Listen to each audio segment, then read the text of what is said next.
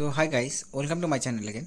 তো দেখো চলে আসি নতুন একটা ভিডিও নিয়ে। তো আজকের এই ভিডিওটাতে আমরা মূলত আলোচনা করব অঙ্গনওয়াড়ি এবং আশা কর্মীদেরকে নিয়ে। ঠিক আছে, মানে অঙ্গনওয়াড়ি এবং আশা কর্মীদেরকে নিয়ে একটা লেটেস্ট আপডেট উঠে আসছে, যে আপডেটটা তোমাদের সাথে শেয়ার করব। এখানে যে বিষয়টি উঠে আসছে সেটা হচ্ছে যে বেতন বৃদ্ধি নিয়ে। তোমরা জানো অলরেডি যে পশ্চিমবঙ্গ সরকারের তরফ থেকে কিন্তু 750 টাকা এবং 500 টাকা করে বেতন বৃদ্ধি রিসেন্টলি হয়েছে। ঠিক আছে, তো এটাও দীর্ঘদিন ধরে কর্মীদের মধ্যে যে আন্দোলন তারা চালিয়ে যাচ্ছিলেন, যে বেতন এবং দাবি দাবা তারা রেখেছিলেন যে বেতন বৃদ্ধি করতে হবে। তারপর কিন্তু আমরা দেখতে পারি যে 4-5 বছরের বেশি হয়ে যাওয়ার পর তারপরে ফাইনালি কিন্তু বেতনটা বৃদ্ধি করা হয়, এবং সেখানেও কিন্তু বেতনটা যে এমন না যে অনেক টাকা বেতন বৃদ্ধি করা হয় তেমন কিছুই নয়।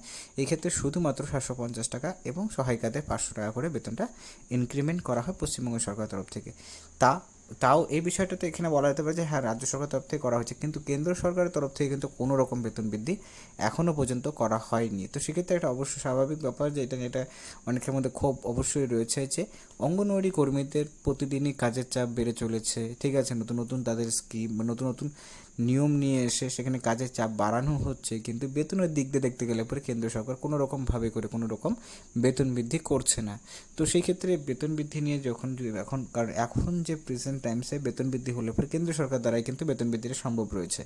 তো কেন্দ্র সরকার কত টাকা বৃদ্ধি করতে পারে বা আদৌ করবে কি করবে না, এই বিষয় নিয়ে কিন্তু অবশ্যই ডিটেলসে আলোচনা করব। তো ভিডিওটি শেষ পর্যন্ত দেখবে এবং দেখার পর যদি তোমাদের ভিডিওটা ভালো লাগে লাইক করবে, চ্যানেল নতুন থাকে চ্যানেলটিকে সাবস্ক্রাইব করবে এরকম ভিডিও সর্বপ্রথম পাওয়ার জন্য। তো চলো সময় না করে মেন বিষয়টা ভিডিওতে আলোচনা করা যাক।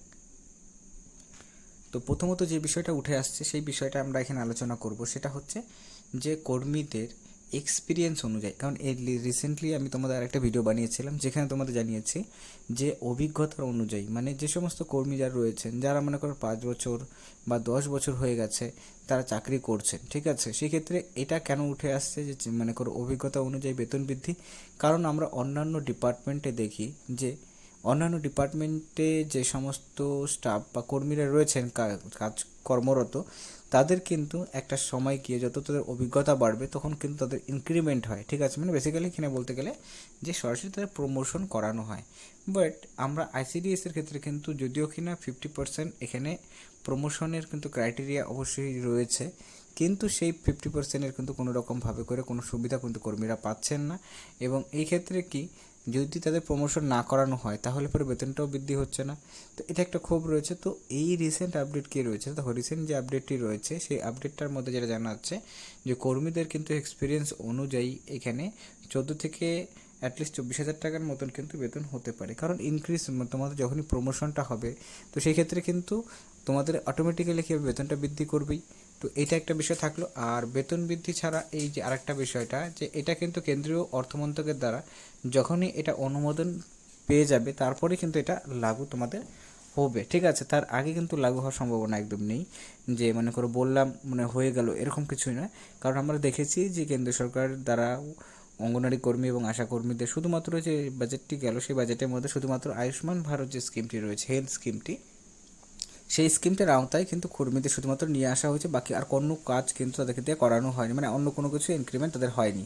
তো সেই ক্ষেত্রে এটা একটা অঙ্গনওয়াড়ি কর্মীদের মধ্যে ক্ষোভ রয়েছে। তো এটা দেখা যাক যে ইলেকশনের পর যে রেজাল্টের পর যে পলিটিক্যাল পার্টি সরকার গঠন করবে তারা অঙ্গনওয়াড়ি কর্মীদেরকে নিয়ে কী ভাবছেন এবং সেখানে তাদের বেতন বৃদ্ধি করেন কিনা। আর বেতন বৃদ্ধির সম্ভাবনা তো অবশ্যই রয়েছে, কারণ দীর্ঘ 5-6 বছর ধরে কোনো রকম বেতন বৃদ্ধি কেন্দ্রীয় সরকারের দ্বারা করা হয়নি। তো সেক্ষেত্রে এবার কিন্তু অভিজ্ঞতা অনুযায়ী